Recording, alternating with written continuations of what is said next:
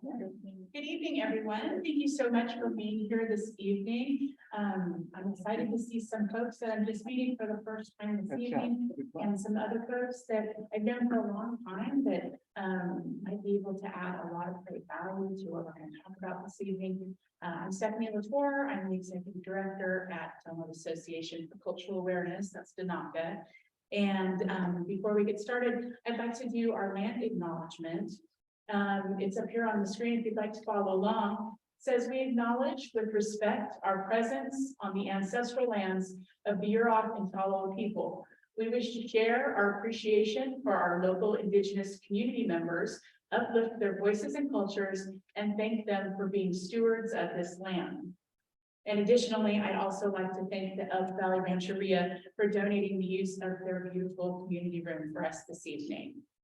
So I'd like to start off also by introducing some folks who are going to lead us through this program this evening. And that is Eliza Tudor from the Nevada County Arts Council. And then Eliza, would you like to introduce your absolutely. members? This is a very, very important colleague of mine at the moment, Katrina Schneider, who I've been working with for several years. And she's our chief scientist stroke nerd. And she is responsible for so much of the analysis and wonderful nerdiness that you will be party to this evening. And we're going to have just great fun with you. And this is my wonderful colleague Gianna from Brazil. So it's spelled Diana, but pronounced Gianna, like Georgiana. And we've been traveling over quite some distance today, which I'm so looking forward to.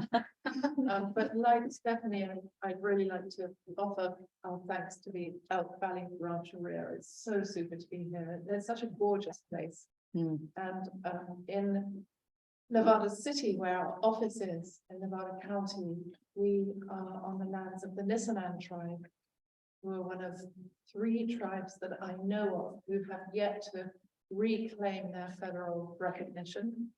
So we don't have a beautiful space like this for the Nisenan in our homelands. And I hope very much we're all sort of fighting to support the Nisenan.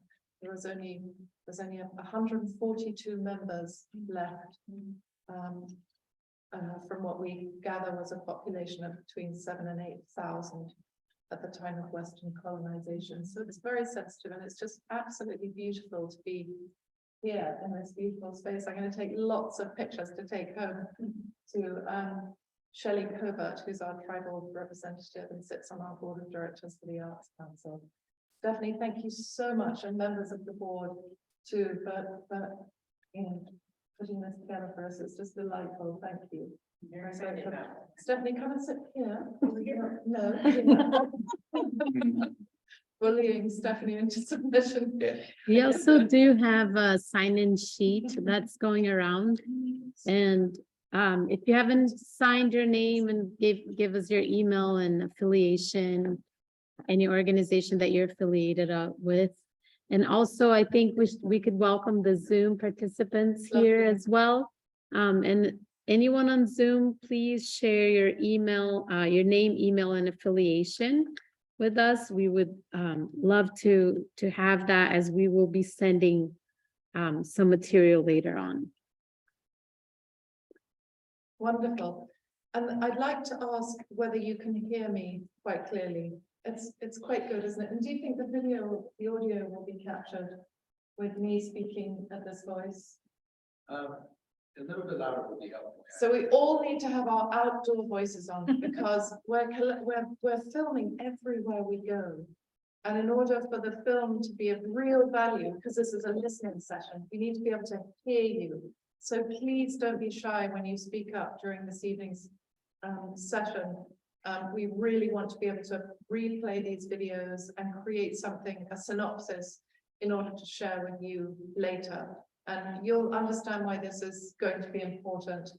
I can use this. I don't even have to work it. Just press the button. I could use this, but I'm not sure what effect it can have for the Zoom participants. And it's a little bit of an ominous. What do you think? So we'll do it like this, but all have our outdoor voices. Okay. Sorry. Okay, brilliant. So we always start by, after our land acknowledgement, of landing on this slide. Do you relate to this statement? Experiences related to health are often determined by factors beyond the individual, such as environment, policy, and culture. And the arts have a critical and accessible role to play in tackling community conditions. What do you think? I agree. Yeah, good. It feels obvious, doesn't it? But it's more than just taking our daily vitamins. There are so many things that are affecting our health, and we want to look at some of those things today. So what is the California Creative Corps?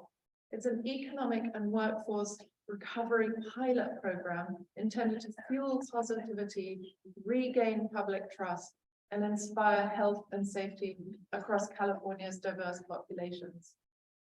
It's a brand new program, and it's the result of close to $60 million worth in workforce development and recovery funds from the state, passed down to the State Agency for the Arts, California Arts Council, who are working with 13 organizations across the state, Nevada County Arts Council being one of them. We were the ones naive enough to apply to be an administrative organization. To create public awareness around really important issues critical to society, such as water and energy conservation, climate mitigation, emergency preparedness, relief, and disaster response. Civic engagement, including election participation. I've often wondered whether I should just take those 3 words out. What has election participation got to do with one's health? Everything. Yes, it's so interesting, isn't it? I kind of keep it in there because it kind of messes me up every time. I think for me, it feels as if it has to do with an individual's sense of autonomy within society, and that connection between the freedom we have within a democracy and the responsibility we feel within civic settings. And what is it that makes us feel safe in those settings? And when we feel safe, are we more healthy? So I kind of include that in there, just as a little kind of trigger. So it makes me, there are so many, it's an example of an area of society that we don't necessarily think of in relation to healthy communities. Social justice and community engagement and public health awareness. So we've come out of a global pandemic. It's been, what, 2.5 years? The last time there was this size of a pilot or scope of a pilot, it was on the heels of the Great Depression in the mid-1930s, when the federal government under Roosevelt created, I think his plan was called the New Deal, and he created the Works Progress Administration, aka the WPA, under which were 4 strands of work that was specifically designed to put previously unemployed artists to work. So while the rest of the nation was employed to build bridges and create infrastructure, artists were put together in a sort of human infrastructure capacity to create amazing guides of their individual states across the nation, if they were literary artists, or paint murals that depicted a happier future for America. There were some interesting outcomes from the WPA. It wasn't all as the federal government had planned. Some of the guidebooks were very tongue-in-cheek, and the literary artists were accused of being socialist or communist at best. Artists will be artists. But a lot of fun was had, and it created a sense of place, a pride of place, and a sense of community and civic engagement and society, on the heels of one of the most awful phases in modern history. So it's interesting that along comes another workforce recovery program on the heels of a global pandemic. This is the first program, statewide pilot program of its kind in the nation since that time. So all eyes are upon us, and $60 million spread among 58 counties, and goodness knows how many unique regions. Sounds like a lot, but it's not. So we decided that we would create a listening tour so that we could visit some of the communities in the area that we're responsible for before we put our grant guidelines together. So we want to hear from you. So this is California according to California Arts Council in administering its funds. So it's cut up the state, if you like, into 9 regions. The yellow bit at the top is us. 19 counties we have to administer funds for. That's a lot. That's going to be a highly competitive grant program. On the other hand, the population is, a little less than the other regions, but the administrative task is enormous for upstate California. There are many ways of looking at a map, any map of California. The map on the left shows an economic map that's being used in dividing up the state in terms of the California Economic Resiliency Fund, which is another workforce development plan that's being rolled out right now simultaneous to the California Creative Core. At the moment, we're in the green bit at the top, which is the Redwood Coast. A little bit further to our east is the North State. And in the California Creative Core, we just call that whole region upstate. And then you have the traditional way of looking at the linguistic divisions between, in a very generalized sense, in terms of the tribes and their history within upstate California, according to UC Berkeley. And then the map on the bottom, I love it. When I look at it, I think of poetry, but actually it's a map of watershed. And I want you to explain, I love the thing about the drop of water that you do. Well, when looking at the upstate region, there's really only actually 3 large watersheds, one of which flows out to the Great Basin. So if you think about a drop of water landing on anywhere on that land, the area that's red, if it landed there, it would flow out into the Great Basin area towards Nevada. If it landed anywhere in the yellow area, it eventually would go out the Sacramento River and out the Golden Gate, unless it's, siphoned off. And then the North Coast region, any drop that lands there eventually heads out towards the ocean through quite a few different rivers, which you're very familiar with here. And when an artist looks at these maps, or when a social service organization looks at these maps, or when a unit of government looks at these maps, they see very different things, very different challenges, very different opportunities. And our aim is to share a little of what we know with local communities, and then hear from you about what excites you in terms of potential projects that could come in collaboration with artists. Remember, we want to put monies in the pockets of artists to affect change, to shine a light on issues that are critical to you in your communities or in your regions. And of course, the map on the right is simply how we plan our listening tour of the 19 counties that we serve. And I love it because there's a sort of, more than a vague relationship between modes of transport, the way communities engage with one another, mountains and rivers. We have one of the most geographically diverse and certainly largest regions of California to serve. So I'm hoping that perhaps within the communities that we're visiting, there will come from our sessions inspirations for regional sized projects. After all, tribes and watersheds, fire, none of it is bound by county lines. So you might have really exciting plans for regional projects. And perhaps we say to you, do these need discretionary funds beyond the sort of standard size grants that are, bound to very small community issues, for example. You will note your road is on that map. The road. I see your road, it's right there. I have to say, on Friday, I had a terrible thing happen to me.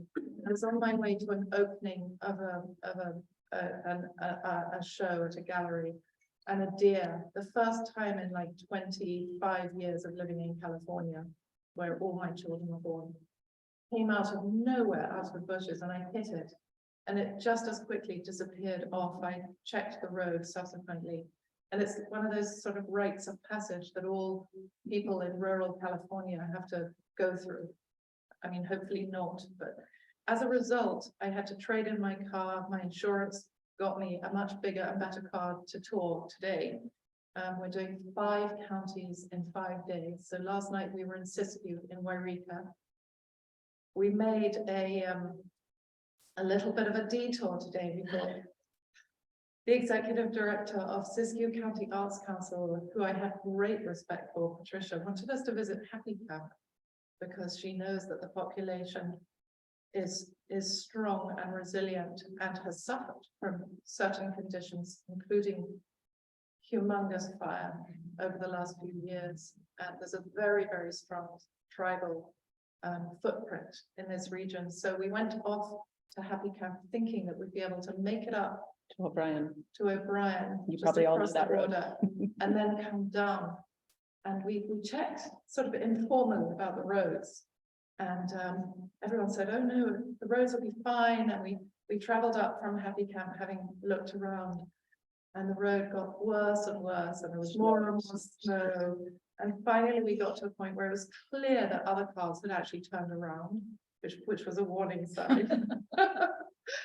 And then we went on a bit further and we could see the summit. We knew we were so close because we were hoping to get here a few hours in advance and meet with Stephanie and with the community anyway. So we ended up having to ultimately turn around because there was fresh snow on the ground and we didn't know how far we had to go. So it was just a crazy story, but I was so relieved we had a great car. There was a four-wheel drive because it was seriously scary moments there, wasn't it? And Katrina took over from the driving.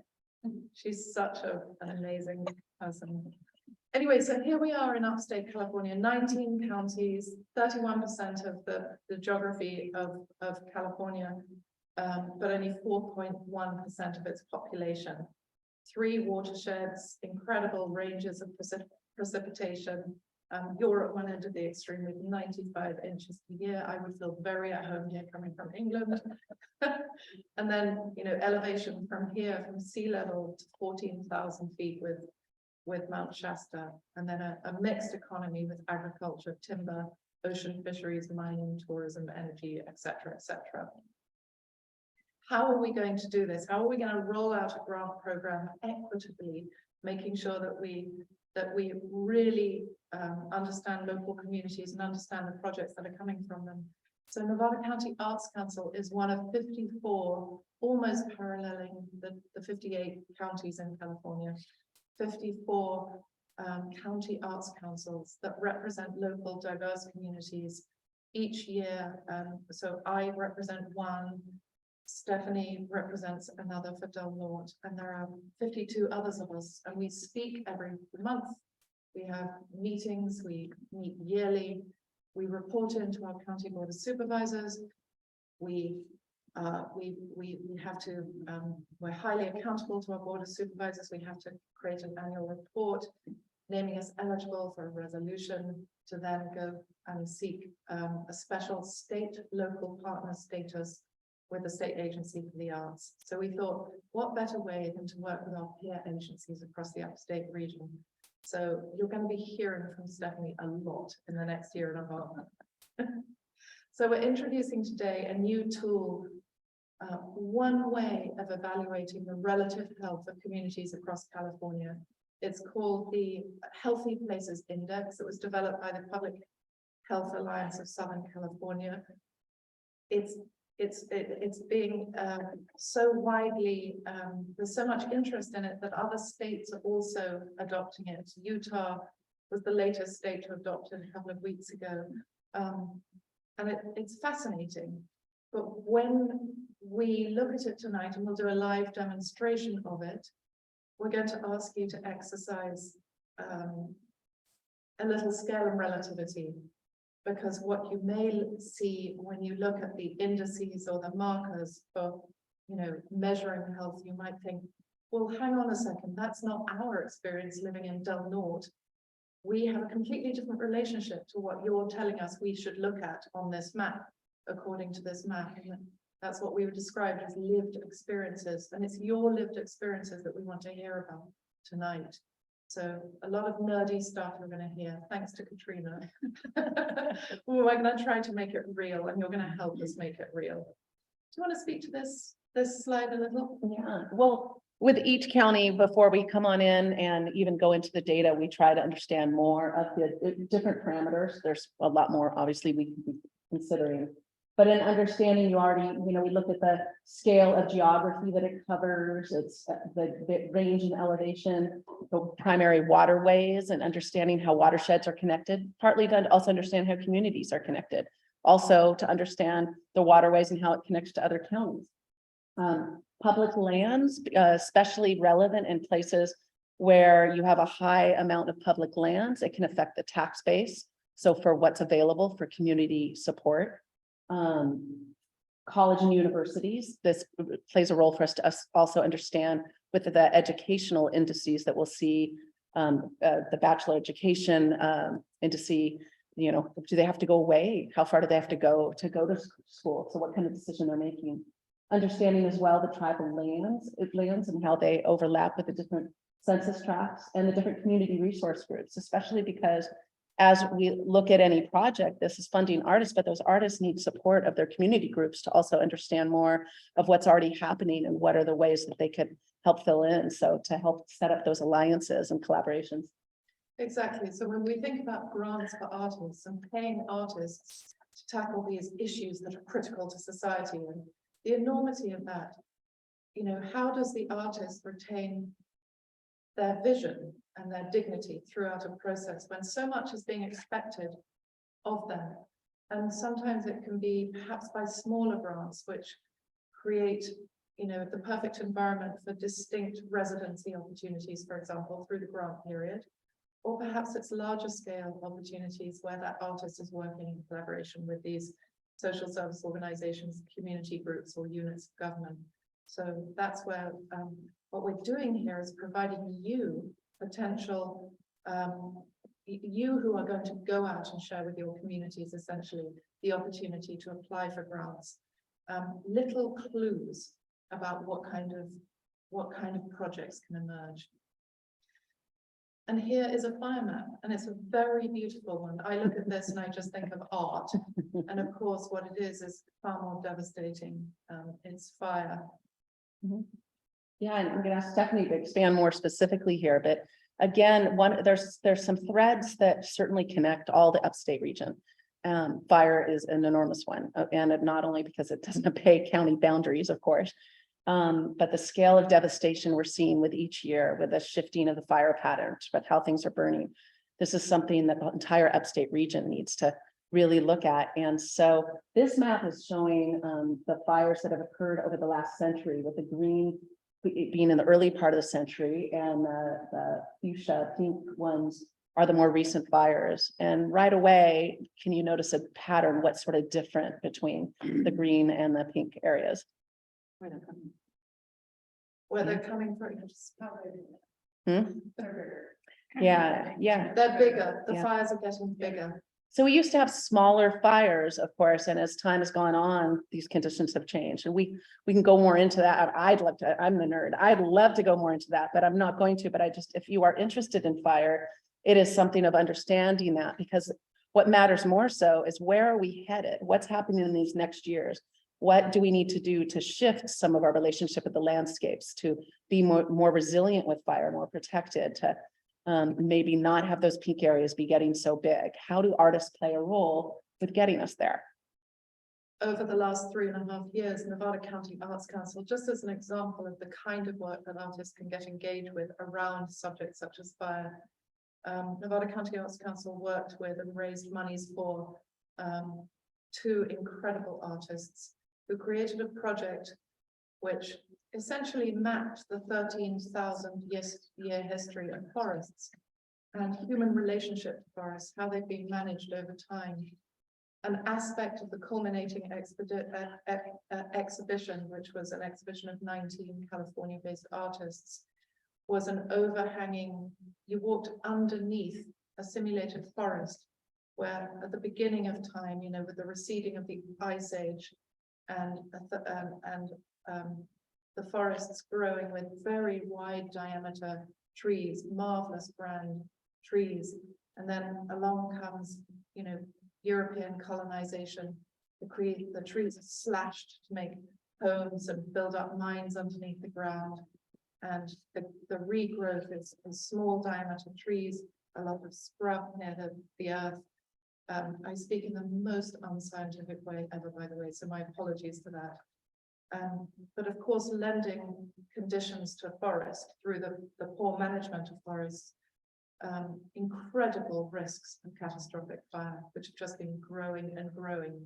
So we created this exhibition, this 3-year program with an education aspect to it, in order to shine a light on the ways that human beings can actually affect change for good.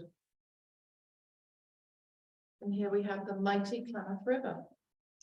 So again, another way of looking at landscape is the relationship, of course, with water and how water moves and what other counties are connected hydrologically, you know, and so again, many of us don't necessarily believe the county lines determine how we should be approaching landscapes. So the Klamath River, this was especially relevant in thinking about the relationship of Del Norte with Siskiyou, with Humboldt, with all these regions that are connected by this large basin, and what's happening down the way with the dam removal and what that means for different areas. So just highlighted Klamath since it does come right out here at the ocean in Del Norte. And then the other, if you go to the next, and by the way, I'm pretty sure that's a Thomas photo that I screenshot from Smith River Lights page.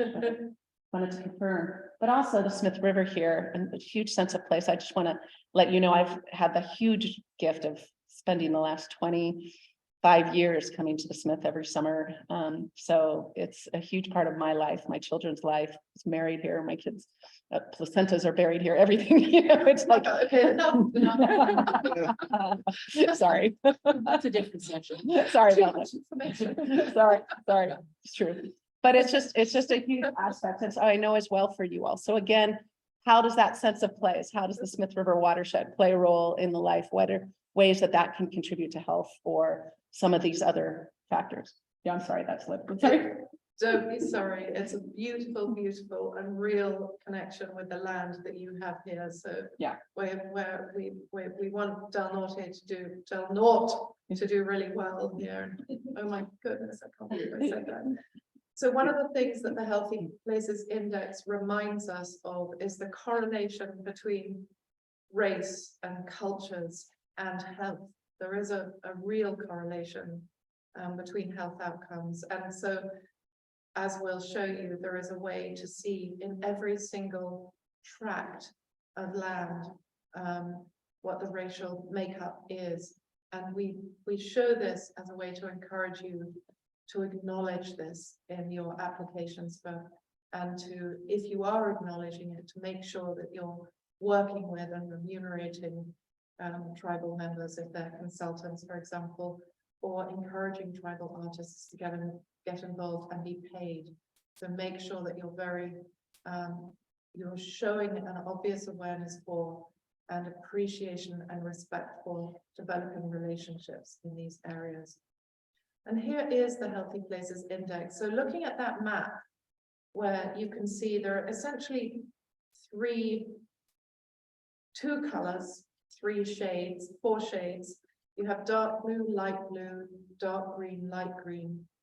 And then you have these areas that look like stripy pajamas that are known as exclusion zones, which sounds terrifying, like Area 51 that's all over California, but they're actually areas that the Healthy Places Index is wary of creating analysis around because the population is too low. I think it's 1,500. If there's a census tract that's underneath that, they don't want to sort of draw conclusions. It's harder to track. So which areas of California, looking at that map, do you think are the most healthy? What color? White, blue. Dark green. Okay, you have to speak up. I want the Zoom participants to hear you. Dark green. You think the dark green are the most healthy, and why? According to this. According to the Healthy Places Index, right?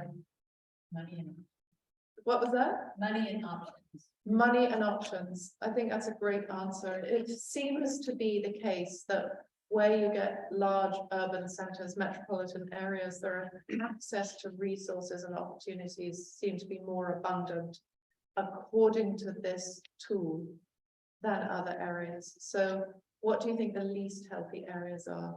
Dark. Dark blue, indeed. So Mhm. And the exclusionary. And the exclusionary, yeah, so just to say, even though we've been given this tool as a way to evaluate and, promote projects in the dark blue areas, we recognize that there are untold stories that are coming out of the exclusion zones that you may know more about than the, Public Health Alliance of Southern California or us. And we want to know those local stories. We want to be challenged. So we're going to take a closer look at Del Norte in a second. This is homing in on the upstate region. Do you want to speak to why census tracts?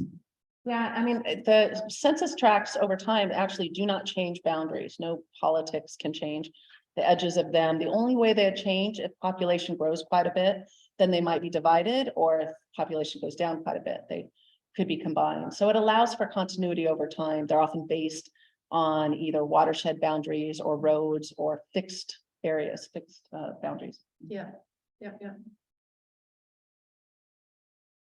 And these are the areas where you will see when we click onto a census tract. So just to explain, when you at home later tonight, because I know you're longing to look at this yourself, from the safety of your own homes, when you open up the map, it by default shows you the relative health of communities by census. That's the key thing. And so what are the variables that go into healthy communities? You can see economic factors, education, social, transportation, neighborhood, housing, clean environment, and healthcare access.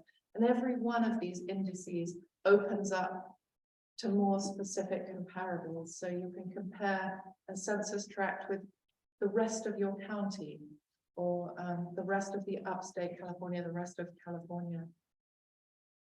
And so this is just a snapshot of Del Norte. The reason we took the time, we went to we took the time to create an overall picture for Del Norte is that we're creating a website especially for upstate California, for our region.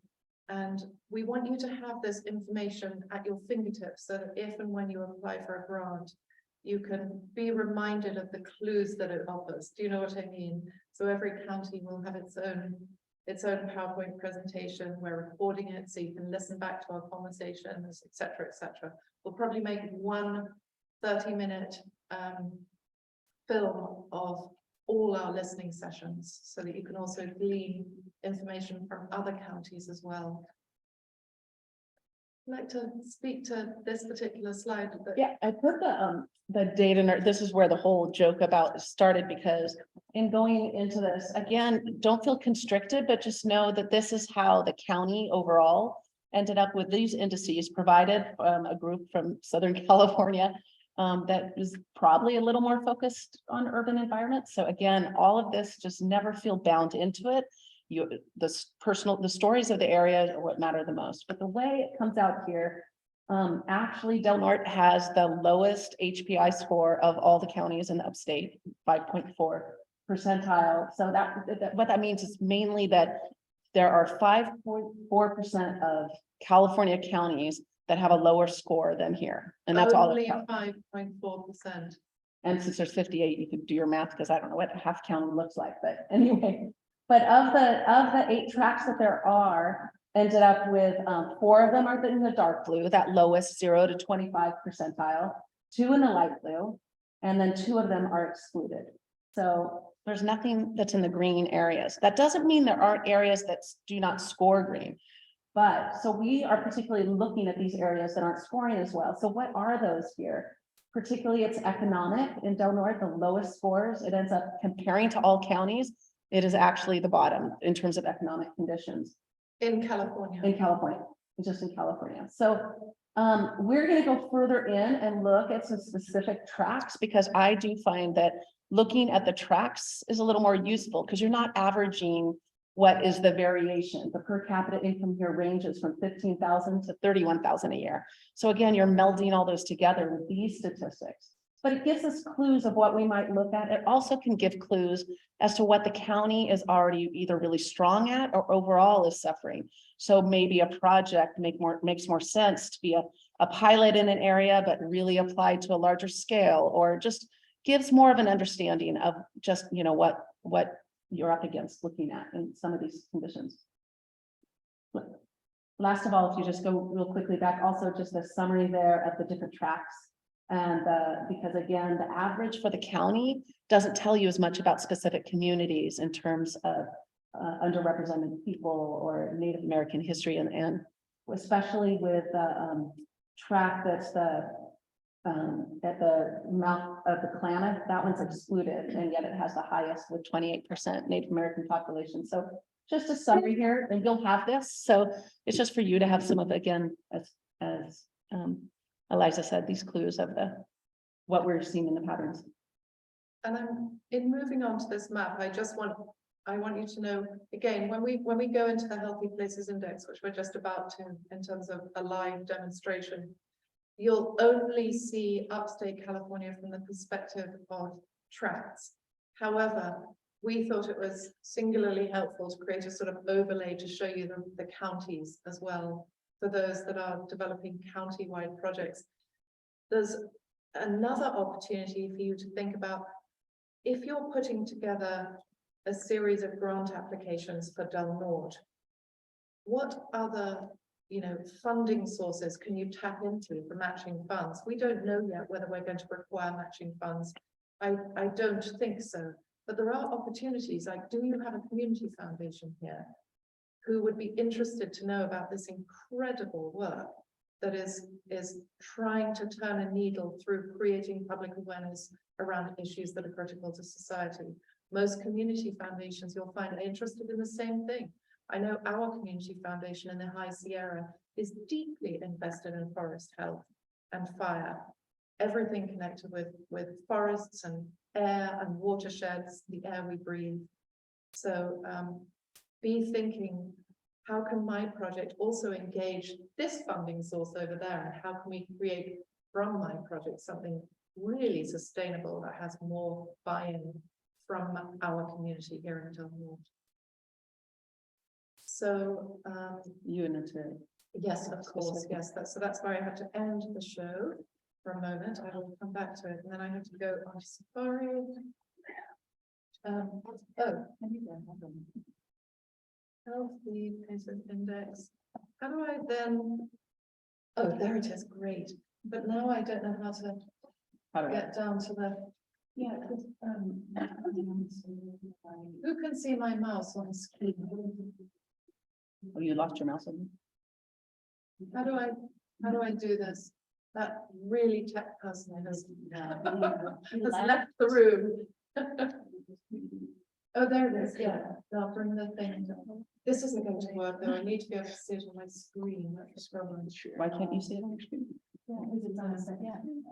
Because it's on the second screen. So how do I do that? Then let's see. Okay, yeah, I'll just watch and do it at the same time. It's okay. We can do this. So this is the Healthy Places Index. Yeah. So it- See. Yeah. Yeah. Battery plugged in because your battery. I know, that's what I was looking. Oh, yes, so I'll I, figure something. so it's the bag, thank you so much. So I'm trying to find my mouse, and it keeps disappearing, but. Hmm. Yeah, I wonder if we would do yours, plug your computer in, you do it from. No, maybe just do, if you can get us. I'm trying to find the mouse on my screen. Oh, yeah. Okay,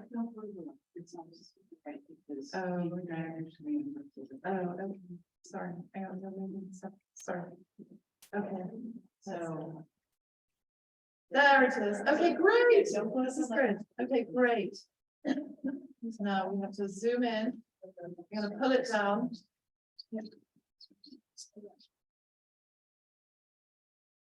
This is really easy on the computer itself to go through and. I do one of the sniffer area. Yeah, I'm gonna just expand it a little more. Can you start to see Del Norte? Yep, there's Crescent City. There you go. 2.01. Which one would you like me to? Why don't you do 2.01 with her? There you go. This one? Yeah, okay, so we're gonna, you see, these are census tracts, right? So we're gonna click on one right here, just north of Crescent City. And as I click on it, it should open up. Oops, we need a, yes, there we go, great. So it tells you the county that you're in, it tells you the overall Healthy Places Index score, which shows you that, this is in the lowest percentile of healthy communities across California. And if you go down. Now, one thing that confused me seeing this, but just so you know, it's comparing there, it says that the tract has the 8.9 percentile, but the county is 5.4. But this is the lowest scoring tract in Del Norte, so that really flustered me. But it's comparing tracts against other tracts and counties against other counties. Right. So that's why those numbers are a little skewed.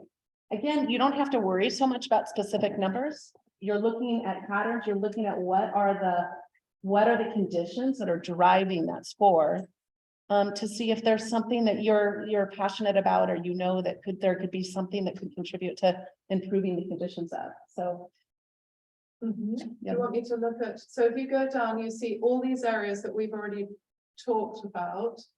And then keep scrolling, because this gives you the relative racial composition. You can see that in this particular tract, you have 31, almost 31.5% Hispanic or Latino population. So that tells you immediately you have a tract that's very low scoring in the healthy, as a healthy community, and a very high population of Latinx. So maybe there's a project that can come from that for artists, with artists.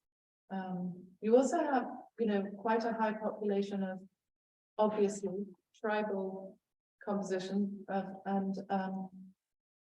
pay attention to these numbers. This is very interesting. There's opportunities here to work with your local tribes, to work with your local Latino why don't you, populations. you're right there at housing. Why don't you open up the housing? Because I just wanted to show you wouldn't immediately see how that's not right in the dark blue. The dark blue ones are obvious, right? You look at economic, you can see, wow, that must be scoring really low.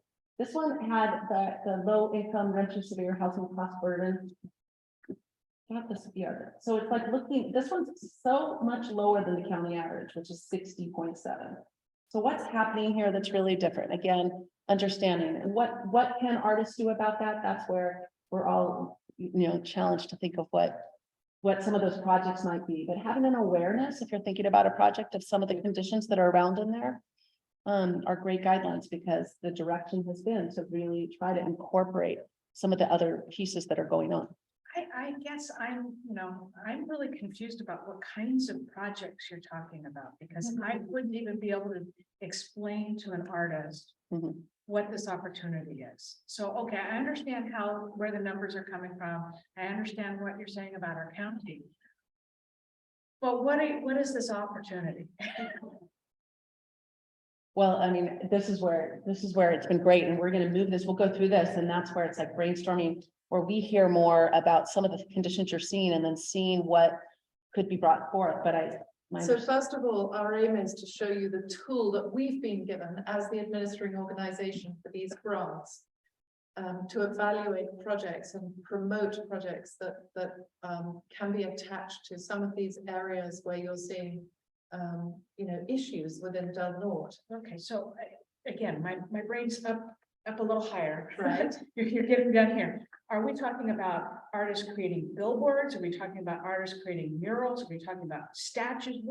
How's this connection? That's what. Exactly. And again, we're going to turn this back to you. So do you want to have a quick look? I think also, I think we should focus perhaps on the dark blue, dark blue areas. Yeah. All right, so there was a play written by a local author. I'm going to come and sit in the front, because there's some spaces here and we can't capture you properly. Do you mind? Would you come and sit in the front where we can hear you and see you? Brilliant. Tell us who you are. And tell us who you are. Alicia Wilson. A few years ago, a local artist, Ruthie Rhodes, wrote a play and performed it called This is Crescent City, that highlighted all of this. Great. And that's just the thing that's coming to mind. That could be a project that brings awareness to these indices that you're talking about. Is that an example? It's the most perfect example, exactly. So we know, and we know also that in the visual arts, there were, under the WPA, there was a theatre strand. That put literary artists to work. There were and actors to work. There was visual artists and who created the most extraordinary murals that created a sense of pride of place for communities. And we know that where public art finds, takes off. I mean, Eureka is a wonderful example of that. Whole communities rally and form around it, and resiliency is born, and good things happen. It creates a certain energy to which social and economic outcomes can sort of rally around, and investments are made. So you have one example in the visual arts, one example in the world of theatre.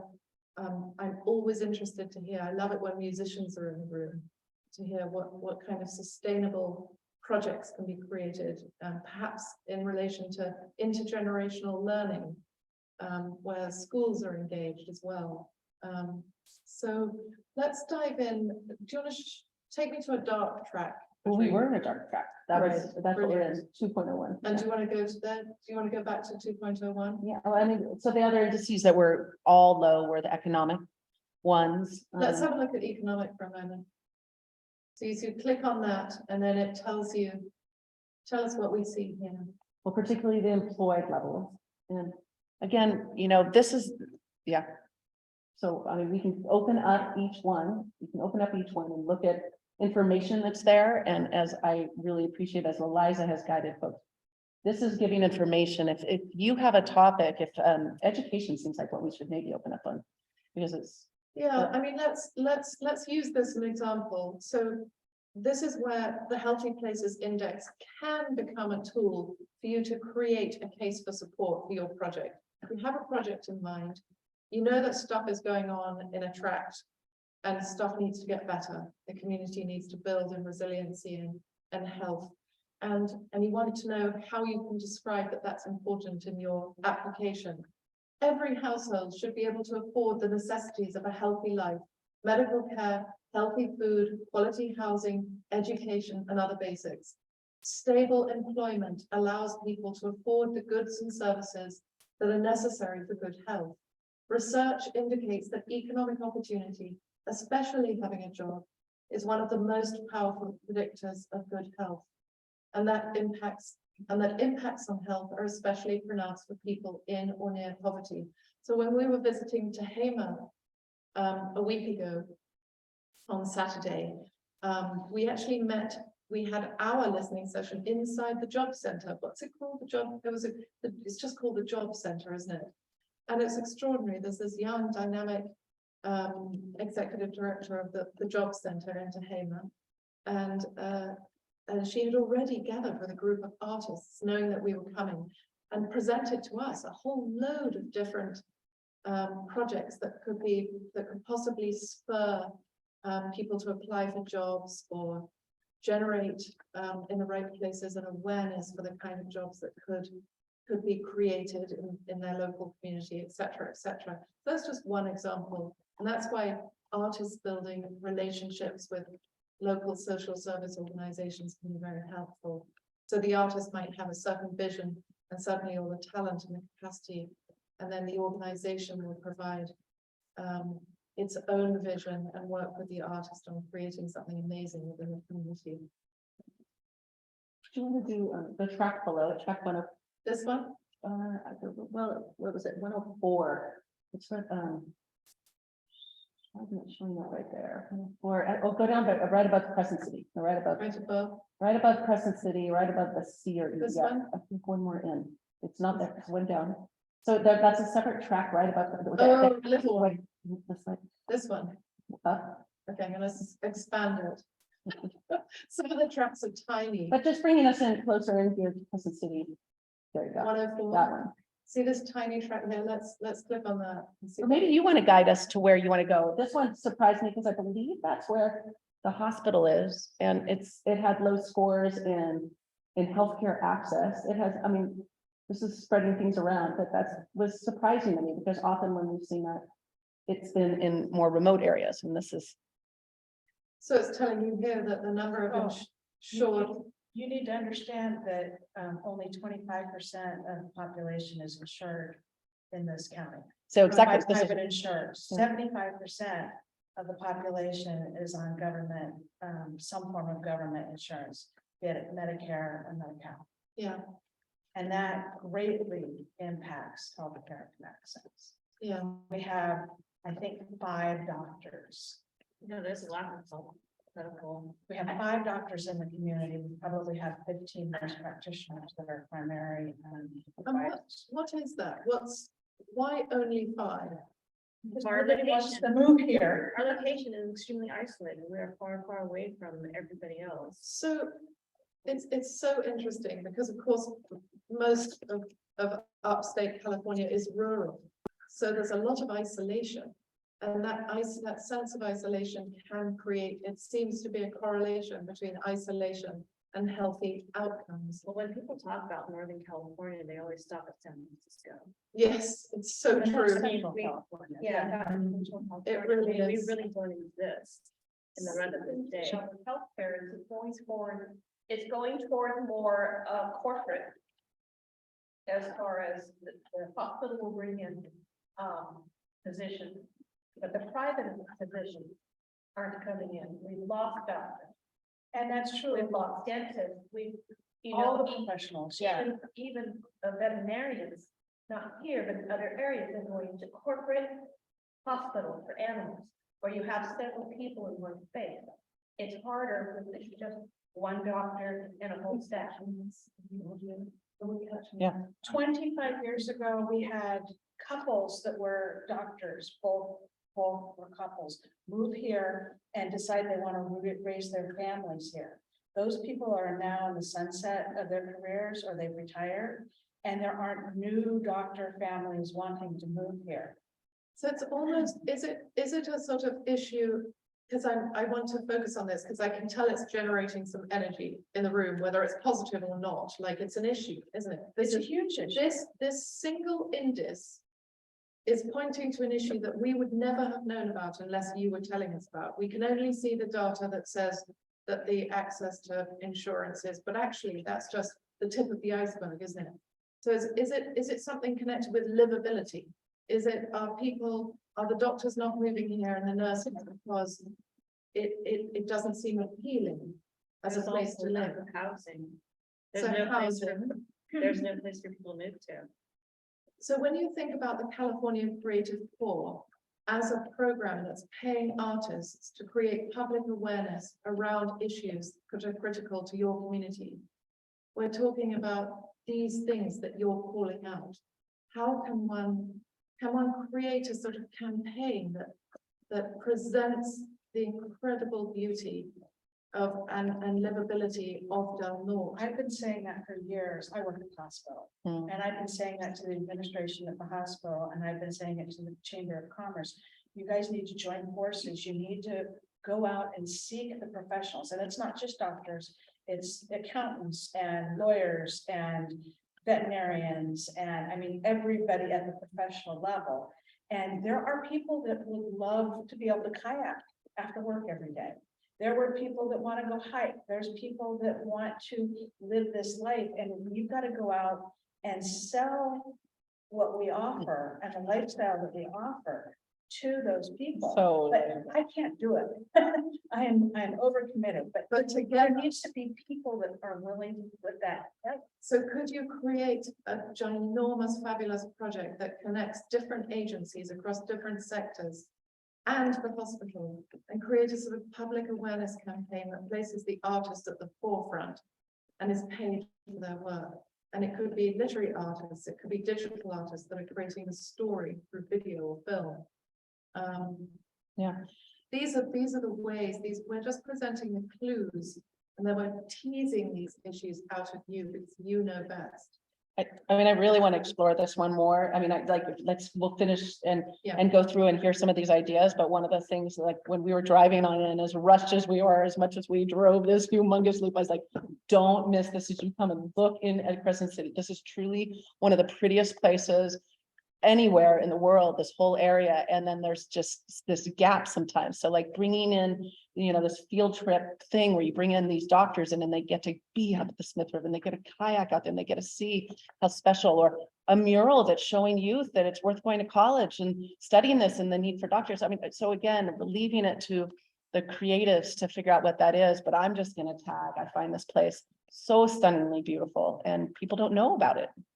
Yeah, The big joke is that you might be able to attract the doctor, but the doctor's spouse comes here and they're 2.5 hours from Costco. They're, 2.5 hours from Trader Joe's. There's no mall within 5 hours. And they don't want to live there.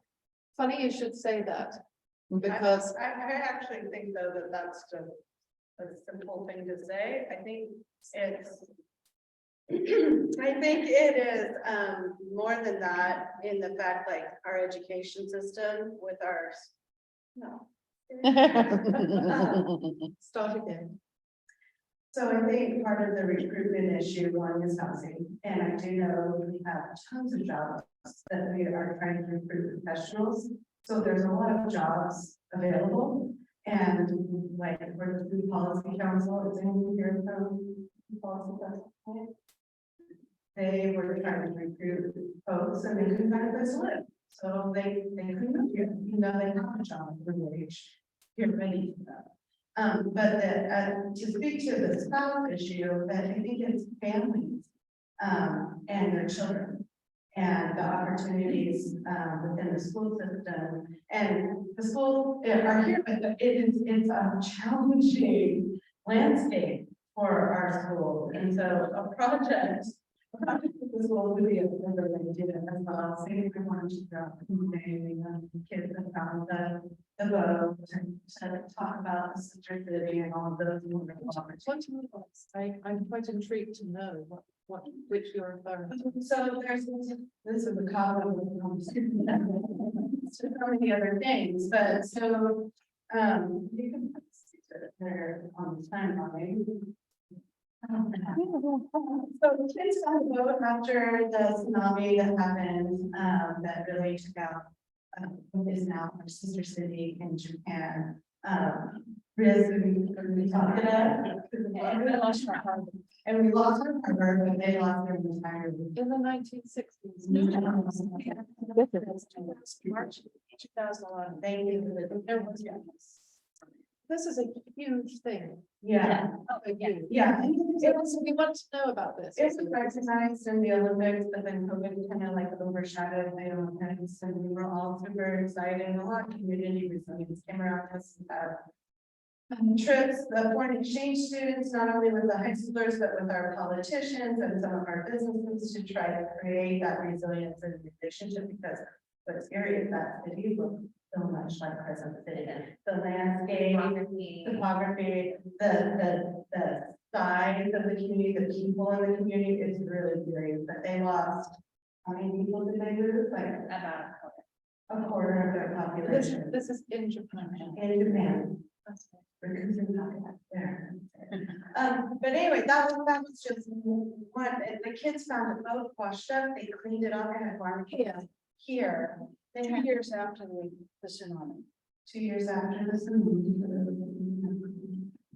And they cleared, like they had, barnacles 2 years, right, on this boat that they cleaned up, and the community raised, or I don't know how they raised money.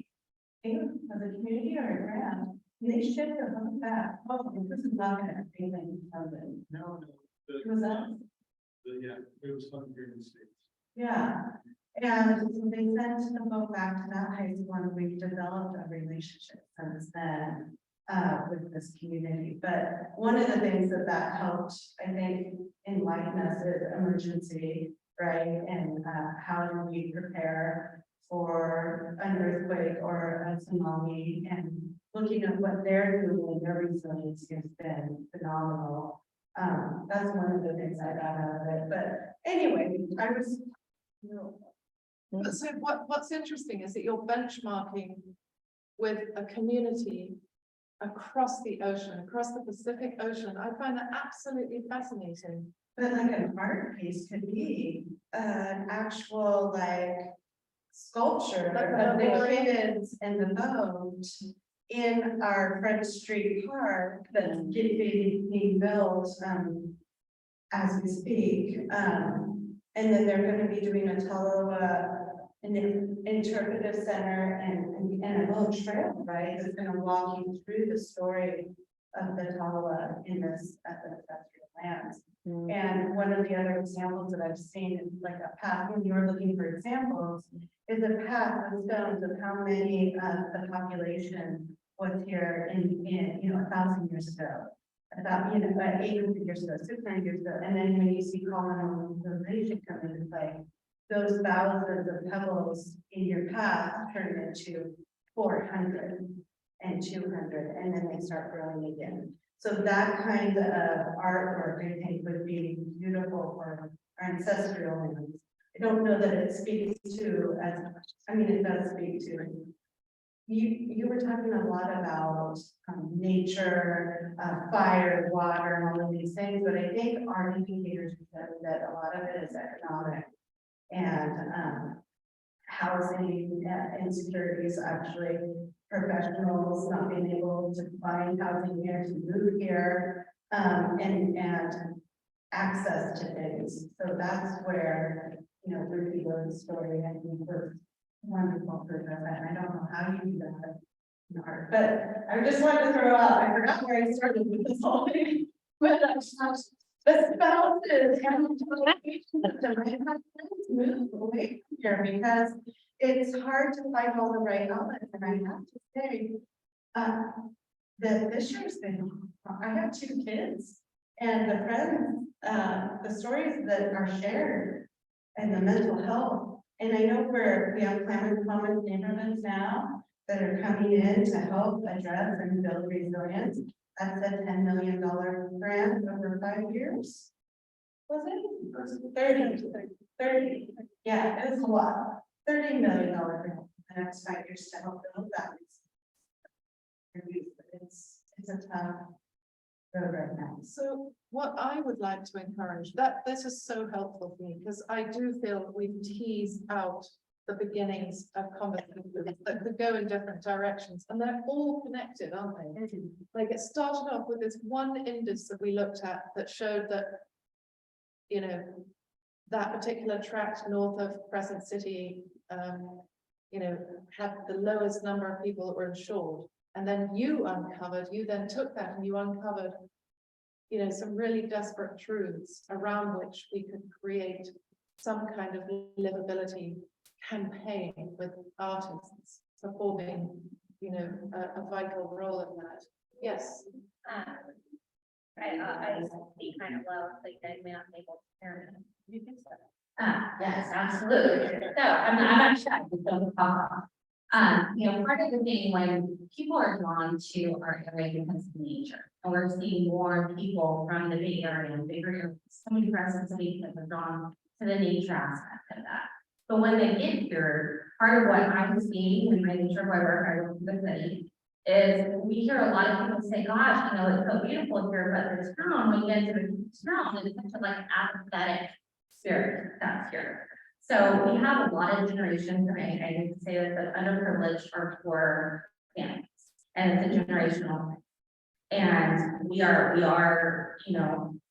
lot of underprivileged families here, and how can we bring the art to where it's accessible to our residents here is huge. And I think, they'll be able to see that when they visit. And so people see it, they love it, nature, the residents. When they get into the community, they're just they're not excited, but there's such a buzz if you're actually in the community and involved. And in the arts, you can feel and know what's going on. There's nothing to be excited about in the community. So how can we get our groups excited about that? How can we get our community excited and engaged Because I think when people see and they feel our actual residents very excited and the buzz among that, then it's going to create a bigger buzz in general. So that's just kind of what I've seen from my experience. Ever. Well, sharing our cultural stories, right? So then. Well,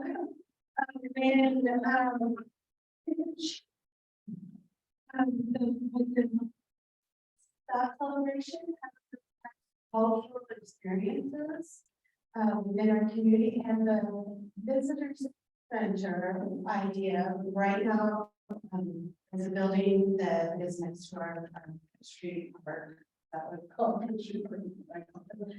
And the cultural center, and with the remodeling ideas that are happening with that area, is that could be a place that houses these bigger conversations and art pieces or cultural conversations that are kind of like a museum exhibit that comes in for 2 months and talks about some of these things that our culture is.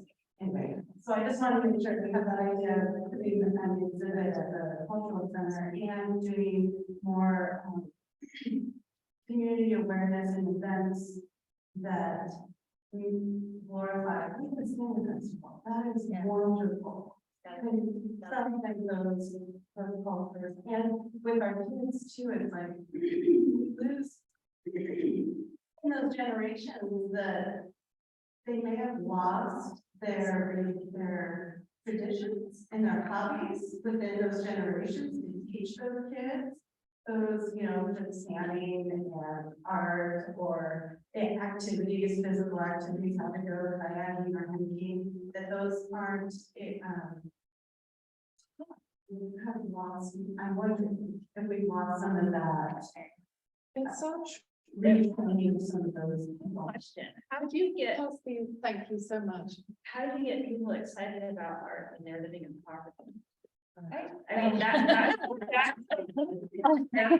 huge, because we have approximately 25% people living in poverty, we have high unemployment here. The wages are stagnated, a lot of the small businesses that you see in downtown Crescent City used to be open until Walmart went in. I mean, that's where you lost a lot of the businesses.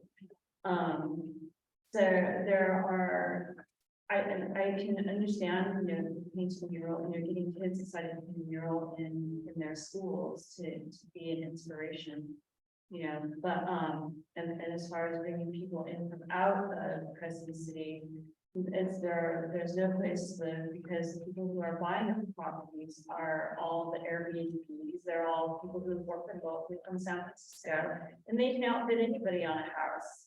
You know, and so you have the real estate market going out of control because it is basically actually market driven. And conflict of interest, because real estate agents make a percentage of how much they sell the house for.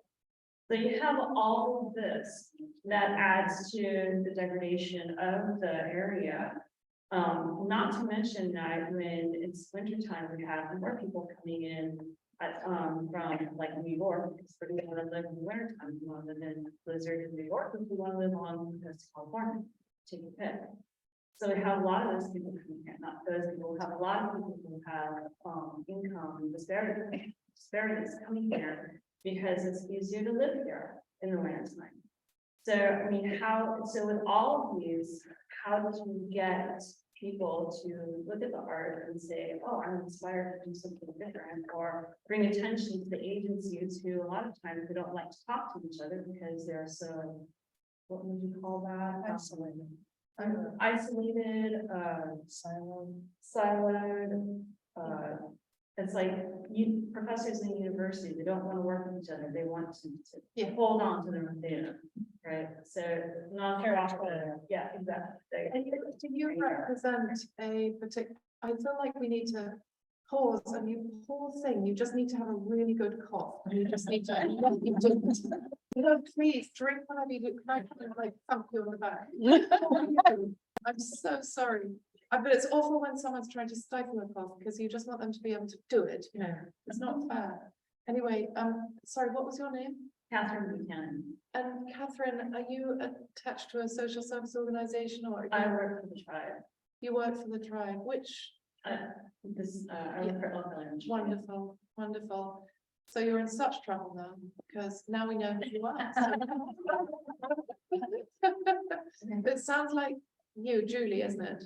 Yes. Julie, you had, there's a phrase that's burning on, that I would love to talk to you about actually, because I can see this going somewhere, but I want Julie to have a word, and then also you in the back, forgive me. Well, let's hear from you both. Because I had the dramatic reaction. Yes, you have a dramatic reaction. So, I'm a local artist and I've also taught within our school district for Indians and San Francisco, Sacramento, Humboldt. So, where to start? So I've had the honor of working with our school district, administering some grants out of Humboldt for the last 4 years. Also, just as a teacher and mother in town, I know for a fact, as you probably understand, that the moment you offer the language of arts to kids, they're hungry for it and they will run wild. So getting their interest as traumatized as they are, as hungry as they are, they'll make beautiful, amazing stories. And it is about our stories. It's about a language to express our experience. That's the common denominator of the arts.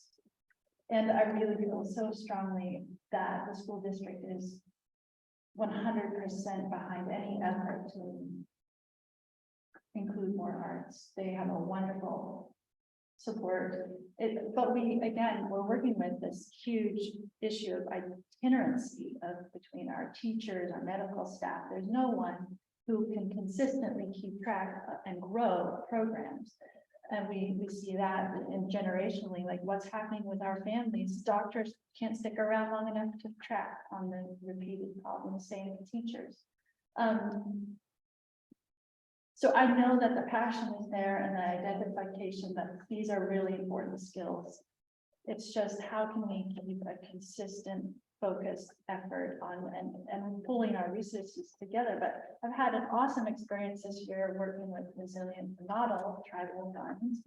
They're really hungry for local artists to come and share those same language and skills with our kids and our community members, and getting to work with the domestic violence shelter. Like I feel all across our county, huge support for any artist who comes up with an idea to address trauma, to address all the social emotional learning skills that are the hot topic within our school district. So I think what I'm trying to say is that there is a huge community support, but what we need is some set of people who can keep a big vision and also who have the skills to say, this is how we can administer funds. Like this is a big vision, here's who's gonna help and how it's gonna go, the project management part, but the people and the passion are here, but maybe not the resources, the economic resources, but so this is where coming together is like, it's sort of an economies of scale, but it's also drawing upon resources that we might have to offer and then drawing upon other agencies' resources. I'd like to just ask the gentleman, what's your name? Would you like to introduce yourself? Yes, Jack, go ahead. So, I think kind of tapping into what you just said, what Smug said, I think there is a huge untapped piece here, right? Because I saw these ten go up too when you talked about how the low income kids can access. It's a great, number one, it's therapeutic. Number two, it's expressive. Number three, a lot of our kids who struggle the most are kids who have, in some ways, the most divergent views of society and culture and nature and whatever. And they have these really artistic ways, whether it's through writing, whether it's through language, whether it's through spoken, whether it's through photography, whether it's through painting, whatever it is, that can really engage it, right, over and over again. The other thing that we're really missing too, and matter of fact, I was just down in Plymouth working with the Europe tribe, but we were talking about how do we encourage students to become educated, to come back to their community, to contribute to the community and make it into these wonderful places. This could be the Carmel of the North Coast, right? However, we have wonderful jewelry makers, we have wonderful basketry experts, we've got great digital artists, physical artists, sculptors, actors, musicians. There's no place to house any of that to make it a commodity. Number one, there's no place to perform. This is one of the largest venues in the community, right? The other really large venue is the business school auditorium that was built in 1929.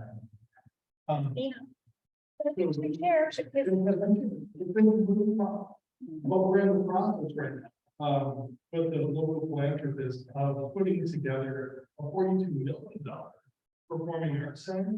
But what our region suffers from, I think, more than anything, is a lack of equity in how the state and the feds look at our community. Because if Oakland will get $150 million for a community center, we couldn't get $20 million prior to COVID to build a performing arts and community center that would seat 1,000 people, which would be the largest center in our county, in our county for community events.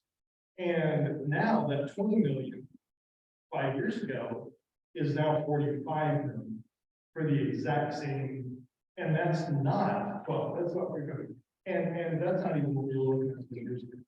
So it's one thing to talk about opportunities, because I know that we've got arts galleries, we have arts nonprofits, we've got NACA, we've got post concert, we've got all these different things that are out there.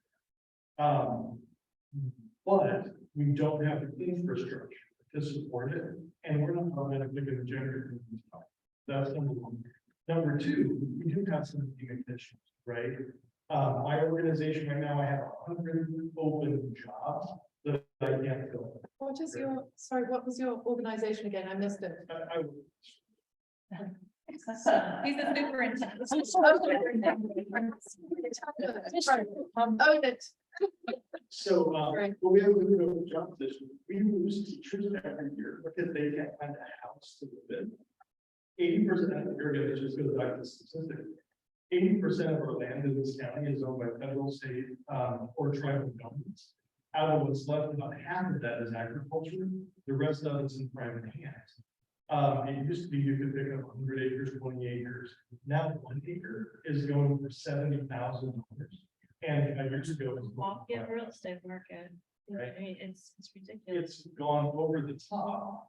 And if that's if you can find this, right, with a 1,500 square foot home on 1 acre with 3 beds and 2 baths. So you think that's the typical development experience? $600,000. I'm going to just, I'm so sorry, Jen. I wanted to talk about a concept called creative placemaking. Has anyone heard of that as a concept? It's where communities mobilize across sectors. So you've got, in this room, you've got education, we have the city, we have the county in a way represented through the Arts Council, because you serve the whole county. You have artists. What other sectors do we have here? Any, is the business sector here? Community-based organization. I'm the project director for NorCal for Health, so a community-based organization that we're funded by public health dollars. Fabulous, fabulous, fabulous. So already there's the beginnings of what could be described as creative placemaking, when representatives from different sectors all gather together because they recognize the value that each sector can bring, like a big jigsaw puzzle, with artists at their core.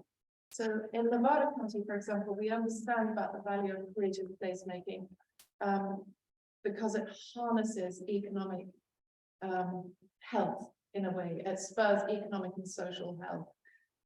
Has anyone heard of a program called the the California Cultural District Program. There's a cultural district program. It's actually just about to open up. So if, for example, you were to recognize that, somewhere in Crescent City or somewhere in Del Norte could one day become a California cultural district with a state designation and access to funding, you could start to plan for that now among yourselves and perhaps apply for funds from the California Creative Corps to just get something going, like identify an area that you see one day as becoming a harbor of community pride and make it beautiful, make it gorgeous, get together across your organizations and start to mobilize and see it as a multi-year, multifaceted project, but start simply, like create a block within an area that's desperately in need of some kind of private place and involve that community and come together to support that community. And very soon you have the very seeds of a California cultural district, which will entice those wives of doctors or those husbands of doctors. That's not the, anyway, sexist is the word I was going to use. So there are so many ways of looking at equity. I'd be so interested, looking, it was Catherine, wasn't it? Maybe there's an area that you see is desperately in need of a bit of tender loving care within Crescent City, around which you might be able to rally tribal input and then put artists to work, for example, and then work with this organization over here that's working on the intersection of health and just gather you all together with the city. What's your role at the city? I am human resources manager, social media, and then other people. Oh, that's so exciting. The right ingredients in the room to start mobilizing. I literally want Stephanie to call a meeting with you all next week and take this conversation further. Like seriously create some projects and then have one of you be the lead applicant. I don't think it can be the Arts Council. The Arts Council is going to be the mobilizer of the community.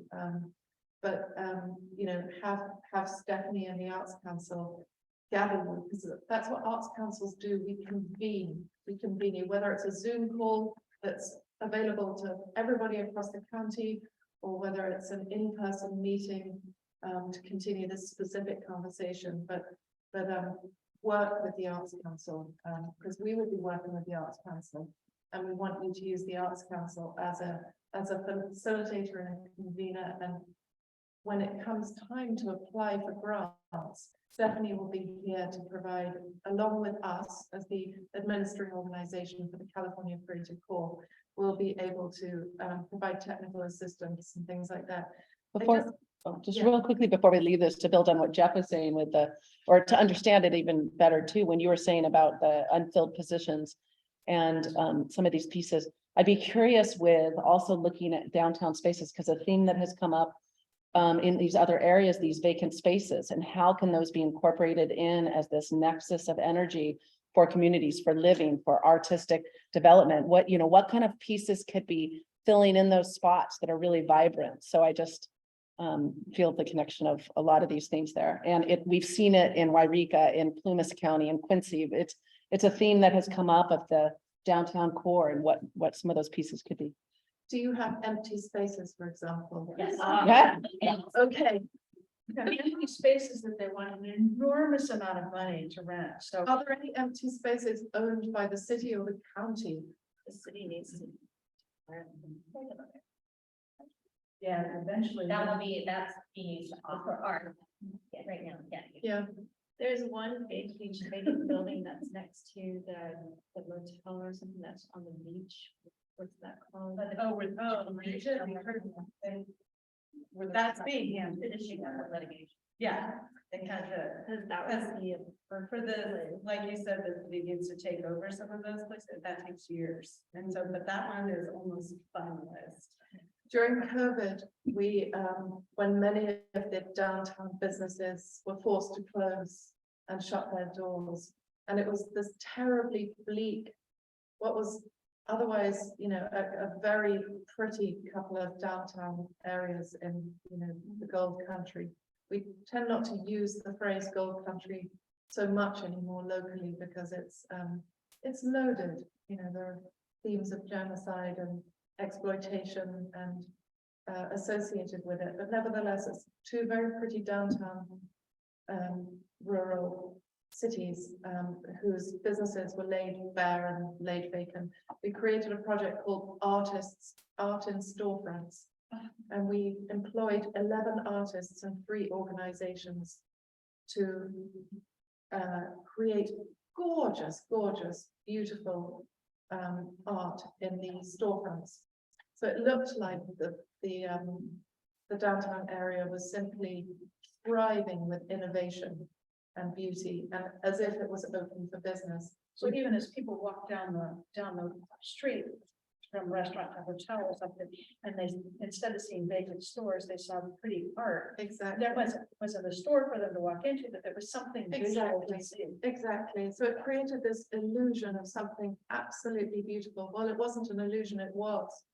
It was hard for us because we're a rural community. We borrowed this model from both Portland and San Francisco, where it's easy to convince local business owners that this is a great idea. You know, we were surprised, I was naive in talking with business owners. You have to do a little bit of kind of education as to why this is actually good for. So I'm not saying it was easy, but at the end of the project, more business owners than ever before respected and valued the idea of art. And in a way, we were able to, you know, trace it back to that principle of revitalization. So don't give up on these things. We know they're harder in rural communities.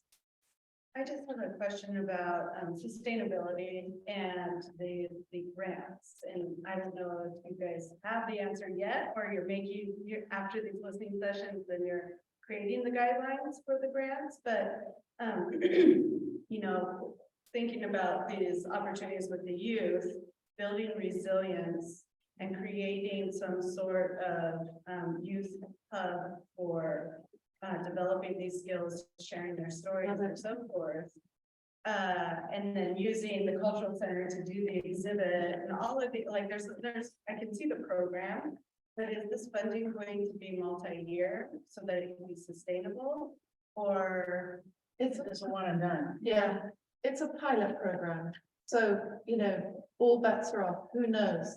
What's going to make it more likely to continue into the future is if we can create incredible case studies of your projects. So when you're thinking of projects, think, how can this project be replicated beyond the scope of the grant activity period? So we think we'll probably open up for applications in early spring, February, March. And then those projects will roll out and be evaluated, done and dusted by September 2024, so over a year. But we hope that some incredible projects will rise to the surface and become amazing case studies that can be borrowed by other communities who are experiencing the same issues that you're tackling here and that you've done such a great job with. So back to you, be thinking, what is my project going to be something that, should there be more money, I could do all over again or do better or continue it? Does that make sense? So Yeah. should we think of a project instead of just, you know, for a possibility of being funded throughout the years?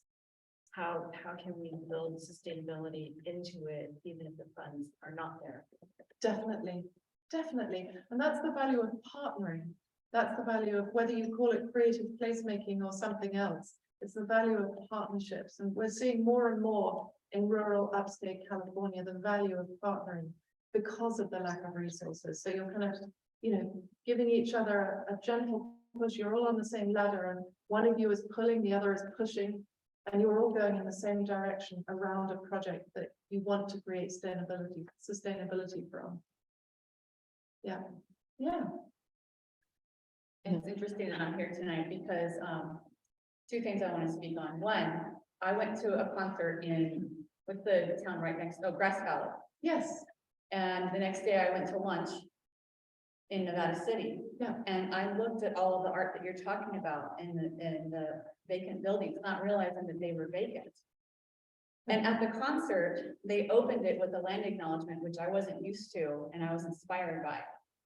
That led me to come home and scroll through Instagram, so I wanted to text somebody, and that led to me seeing an ad about changing the way we see Native America by Matika Wilbur, who I think was partly featured in one of your exhibits. Which led me to an interest in talking to Mr. Harris about a trip I wanted to take some students. I work at a alternative high school to go and see this big opening and keynote speech by Matika Wilbur. All of that is because I was walking down the street with something you were involved in, and I wanted to say that, yes, it didn't look like vacant buildings, and it wasn't happy art either. I mean, there was one that was called erasure, and it was all the legal legislation that helped to try to eliminate the indigenous people of the area. Yeah. And I was bawling alone, and it was so powerful. So I think that's something that we could do here, and I wish that we could build up. I've always wanted to be a little kid, like looking up and going into our senior housing, you know, that one small building that we had, see what it's like up there. But why couldn't we be filled up? It would be so beautiful. And then the second thing I want to talk to you, to speak to is, I work with a lot of youth, and last year my son had to submit an essay, and it was just a description of his ride to school, and it was we made it through passing all of the. We made it through passing the rock slides on 199 to pull off onto Washington, waved at the same homeless guys. Past the hospital, saw the same person sleeping on the bench.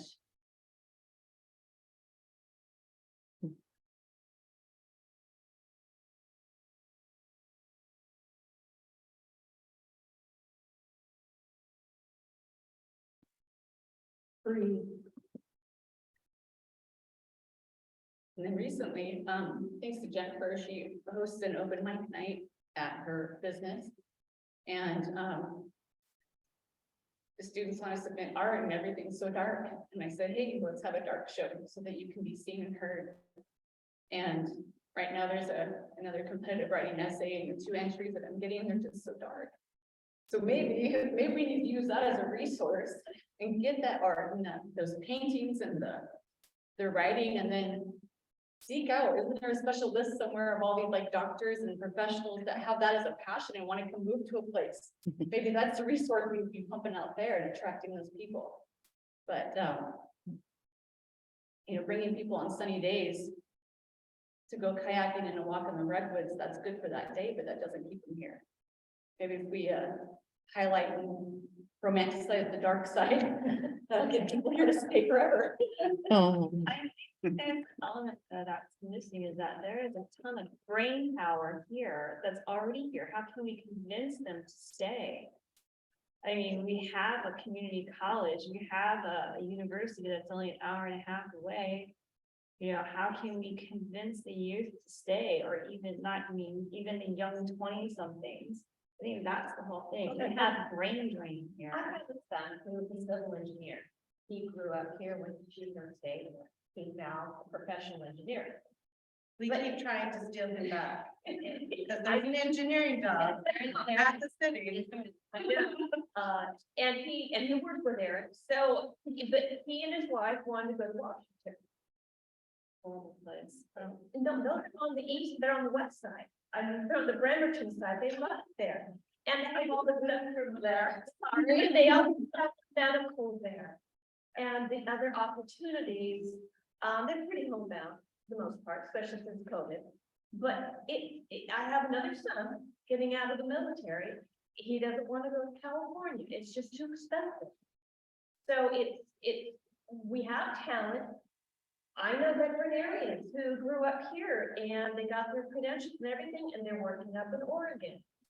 We have wonderful families, we have wonderful talent, but many times they don't come back. I was curious with here, because I know a lot of people who are looking and targeting Northwest, people are looking in different places. They look at Arcata, but it's looking at overall climate picture and where the water's going to be and what's going to be happening with fire. But Crescent City seems like it would be completely a climate refuge, right? Well, that's part. Is that part of, so are people buying up the land for this future place they could be, but they're just not occupying it? I mean, is that, because it must, period Second homes. from. Yeah. Because fire ravaged their So community. then- They moved up here either temporarily because they have friends and family or permanently because their homes burned in the fires. Yeah. So it feels to me overall like this is a community. You know what the issues are, but you need to mobilize and work together. And we have communication issues too. Yeah, Our local newspaper is once a week and has like maybe 3 pages of actual copy. Facebook is our big way of trying to communicate, and there's people that aren't on social media. Some people listen to the radio and that collects other people, but I can't tell you how often I talk to patients and I'm like, you know, I ask them questions about what they're, and I try to make connections, you know, well, have you heard of this group? Oh, no, I've never heard of that. People don't know, and we don't have a good way of disseminating the information and making those Maybe- community connections. maybe as a group, and maybe you can continue this conversation and Stephanie can bring you back together. But maybe as a group, you also create a sort of media plan for yourselves, like simultaneous to doing this work and forming this sort of marvelous coalition from which one of you becomes a lead applicant for some amazing creative making project, for example, in which you're involving your local tribe, you're involving local health, social service organizations and the school. Maybe you simultaneously engage with local media and you talk about it once a week. Once a week, you go and talk about progress, or once a month during the grant activity period, with an aim to continue that communication outwards. Maybe one of the organization comes forward and creates a little bit of copy every week or every month to communicate out. We have created a Facebook page, and we have an Instagram account coming soon. But you can literally find it. Please find it and please follow it, because we'll be providing updates. Right now, if you were to go onto our Facebook page, you would see that everywhere we go, every county we go, we create one post for that county. And then over time, we'll be building upon that as the guidelines are, you know, I encourage you to, perhaps the Arts Council can create a Facebook group specific for Upstate California Creative Corps or Del Norte Creative Corps, for example, and you start having a conversation within that Facebook group to keep this conversation alive. We also have a website which we're building. It's changing by the day, called upstatecreativecorps.org, and you'll see that become more dynamic. You can find us at nevadacountyartscouncil.org, but we wanted there to be a degree of separation when it comes to, you know, you've applied for it. Who's going to be the one evaluating it? We're going to ask Stephanie and the Arts Council to convene a panel that's local. So it won't be us deciding what's best for you. It'll be you deciding what's best for you. And then we'll sit on that panel alongside you, but you'll be the ones deciding what's best for your community. Does that make sense? So do I have a chance to share a little bit? I'd love you to. I'm Sister sorry, Jim. I had No, to leave for another you meeting. came back. We wondered where you go. I had a 6 o'clock phone-in meeting Yes. for the Del Norte Trail Alliance, which is who I would be representing here tonight. But and I'm sorry I missed input from other people, but one of the real positives about Del Norte is the recreation that occurs here. You know, people come from all over the country to be here, and when they're here, they're recreating. I'm gonna add, they come from all over the world, It's true. not just the country. It's so true. Yeah, all over the world, they come to see the redwoods. They get here and they're blown away. It's not just the redwoods, it's our beaches, you know, it's just this is extraordinary environment. Sometimes I feel, though, I was a teacher here for what, 28 years here, but you know, our children and even families don't take advantage of it enough. Especially our children. We all know the kids all over the country are too engaged in their social media and screen time. We have something really positive coming, a bike park at Beachfront Park. It'll be built next year.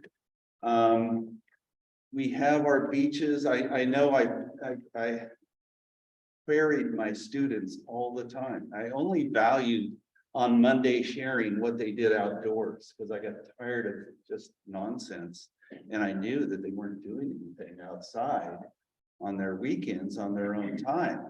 There's a lot of reasons for that. It has a lot to do with parents and their inability to allow their kids to be free. I'll just leave it right there. But I feel like maybe a direction for the arts community that helps our youth and fits right into what our community is thriving on right now, recreation. That whatever art media is used or activities with kids to promote recreation. Pictures, you know, if we're talking murals of people doing active sports, surfing, riding bikes. Maybe the arts group puts out more art at Beachfront Park as part of the new development of Beachfront Park. You know, maybe we go into the classrooms doing art where we try to elicit out of the kids what they do for physical activity. I mean, there's just so many ways to stress movement. And I grew up in this town. I was a kid here. I had an extraordinary, amazing childhood because we were allowed to be free and roam this beautiful community. I feel like kids don't have that ability anymore. There's a few free ones. They're the ones that basically aren't being parented and they're all over the place.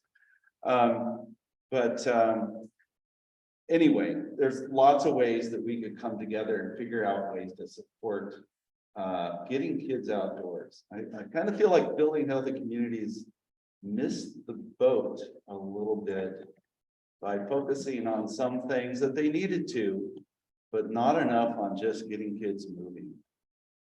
I love the idea and have heard it from other communities too, the value of intergenerational learning. Not just kids over here and grown-ups over here, but kind of all mixed in. And what would that look like when you start to mobilize for a project? I just want to share one statistic, or I guess it's a formula that you can apply to almost every community. It's the 3-4-50 rule. We teach, my project does a lot of the same work that you're talking about with statistics in community, and how we build our community is how we experience and become our social norms, which become our behaviors, which then lead to our health. So there's this rule called 3-4-50, 3 behaviors. It's what we eat, how healthy are we on what we eat, our physical activity, and smoking. Cause 4 of the main chronic and preventable diseases in the community, which is diabetes, heart disease, lung disease, and cancer. That accounts for 50% of the death in our community.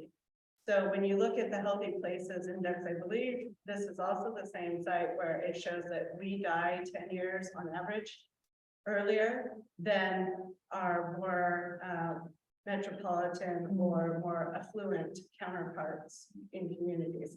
So touching on how we eat and how much physical activity we have, and then our extremely high smoking rates and youth smoking rates. Thank goodness for Prop 31 just passing. I think that's really going to help with our youth vaping. But those are some of those same indicators that if we can address those would really help with health outcomes of our community as well. I think there's such a strong reason for you all to gather and join forces and create something amazing with this in mind. We were in Chico, gosh, I can't remember, it was a couple of days ago. Last week. It was last week, okay. Last week, we're in Chico, and there's a wonderful new executive director representing an environmental agency called Open Lands, Ali. And she was, a member of the local tribe. And she spoke a lot about the ritual of eating and preparing food together in a way that tribal peoples historically have understood so well. I wonder if that could be weaved in to a conversation around healthy places as well. Because there's so much wisdom and so much to be learned from our first peoples. So I'm kind of looking at you, Catherine, here, like putting you on the spot. Uh-oh. But anyway, we sort of, Stephanie, it looks like you have something you wanted to know. There is She's so excited about this. There's a comment here from Jessica Andrews. She's no longer with us, but I thought was maybe important to share. She's a reporter with the Wild River Outpost. And she was inquiring whether there's been attempts to reach out to local tribes specifically, because she's saying some of the exclusion areas contains part of the Yurok reservation, and that there are plenty of indigenous artists in Del Norte that might want to take part in this opportunity. Thank you so much, Gianna. I think that's absolutely valuable. And I can see Katrina making a note of it because we are paying attention, and we will be reviewing these, the film that comes from this, which is why we asked you to speak about it. Terrified. Just in time. The HVAC system. I just want to say quickly that the plan in general was in an exclusion zone. It does by no means mean that plan will be excluded from any of this. I just need to make that 100% clear, because that is not the case at all. It's just, as it explained to me, there's an issue with the population numbers. They still low threshold. Clarify why that's based on the population numbers. Does that mean that there's people on the side? Yeah.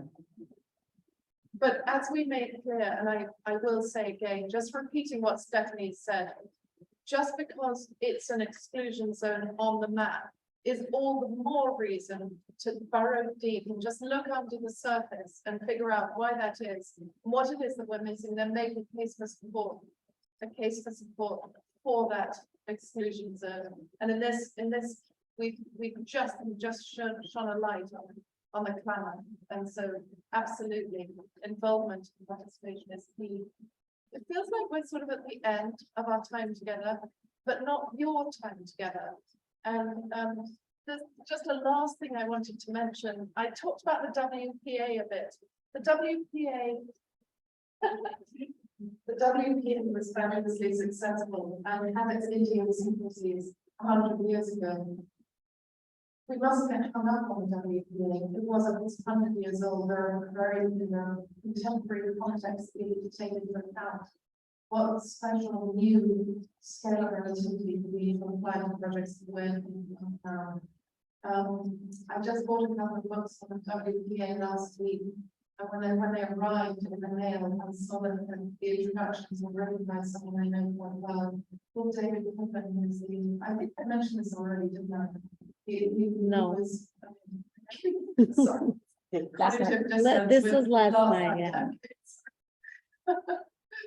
David Pittman was the chair of literature at the NEA, the National Endowment for the Arts. I called David and I said, David, we need a Zoom discussion for a whole of Upstate on projects that came out of it and perhaps to be adjusted and adapted.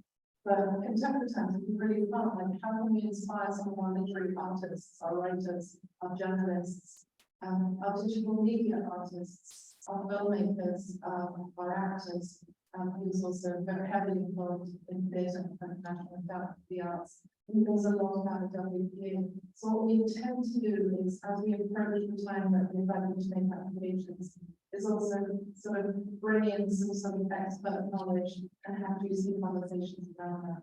So we'll keep in touch with Stephanie. We'll keep alerting about opportunities and ways for you to jump into those conversations. Most important thing is that we keep talking among ourselves, keep thinking of artists around here, keep thinking of communities who weren't here tonight and who need to be part of the picture, and then start dreaming up amazing projects for Crescent City and for Del Norte in general. Thank you so much.